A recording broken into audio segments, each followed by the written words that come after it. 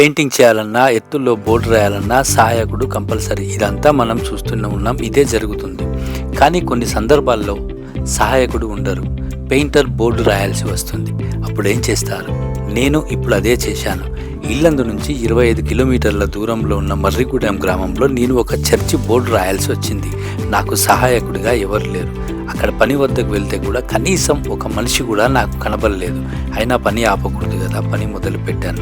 Background వేసి దానిపై light blue కలర్తో మేఘాల్లా వేసి ఒక్కడినే ఒక ఇటుక పిల్లను ఆధారం చేసుకొని ఒకవైపుగా నేను ఉండి లైన్లు కొట్టి నా పని మొదలు పెట్టాను.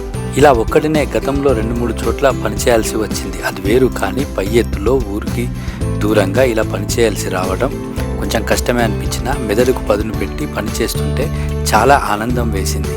మనం ఏదైనా పని చేస్తున్నప్పుడు సహాయకుడి కోసం ఎదురు చూస్తే మన పని కొంత ఆలస్యం కావచ్చు. సహాయకుడు లేకుండా కూడా పని చేయాల్సి రావాల్సి వచ్చినప్పుడు చేయడం ఎలా? అప్పుడు మన బుర్రకు కొంత పదును పెడితే మన పని సులభతరం అవుతుంది. ఒకవేళ ఎడారిలో పని చేయాల్సి వస్తే చేయకుండా వదులుకోము కదా. నేను ఇక్కడ అదే చేశాను. సహాయకుడు లేకుండా వెళ్ళి నేను ఒప్పుకున్న పని పూర్తి చేసి వచ్చేసాను. చూశారు కదా ఫ్రెండ్స్, ఈ విధంగా మనకు సహాయకుడు లేకుండా కొన్ని సందర్భాల్లో పని పూర్తి చేయాల్సి వస్తుంది. మీరు కూడా ఏదైనా పని చేస్తున్నప్పుడు సహాయకుడి కోసం ఎదురు చూడకుండా మన బుర్రకు పదును పెడితే మన పని అయిపోతుంది. ఫ్రెండ్స్, ఈ వీడియో మీకు నచ్చినట్లయితే తప్పకుండా నా ఛానల్ను సబ్స్క్రైబ్ చేయండి.